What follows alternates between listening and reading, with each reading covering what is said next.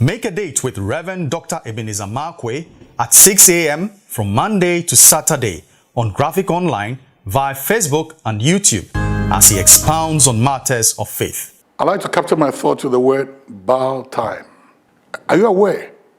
The Bible said the criers in Genesis chapter 41, 43 onwards, Pharaoh said, now let people run around you and cry out your name and cry out your position and allow people to recognize your presence. But he said, and every knee would bow.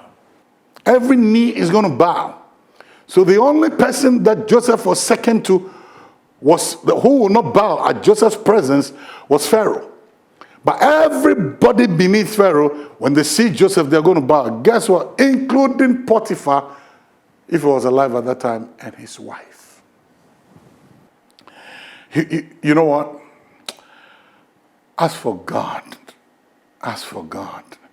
he has a real sense of humor. You accused me falsely. You spoke negatively about me. You imprisoned me without hearing my side.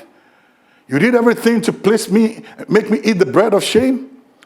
You placed me in a position to limit my freedom. Now you're going to see me, and you're going to see me in a different light. And guess what? Whether you like it or not, you are going to bow. Now to bow is number one, to accept the greatness of the person that you're dealing with.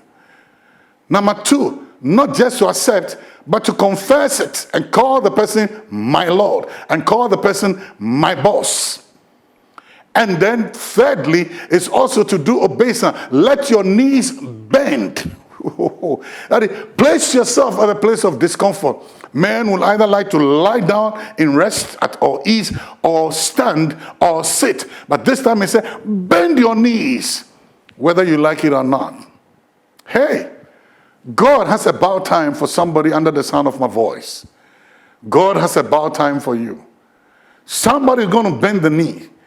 Someone who spoke negatively about you, accused you of things that you didn't do, they will bow, whether they like it or not. And they're going to bow not because they're doing it voluntarily, but they are doing it involuntarily. Whether voluntarily or involuntarily, it is accepted. They will bow. It won't change the fact. They will bow. God has a way of stamping authority over a name that has been spoiled and a name that has been defiled. And a name that has been denied justice.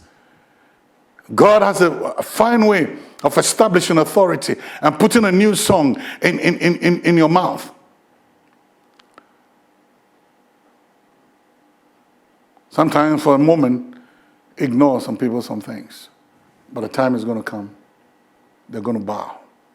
You would also have a bow time. See you later. Please visit our website, graphic.com.gh, or follow us on Facebook at Daily Graphic and on YouTube and Twitter at GraphicGH. Subscribe now.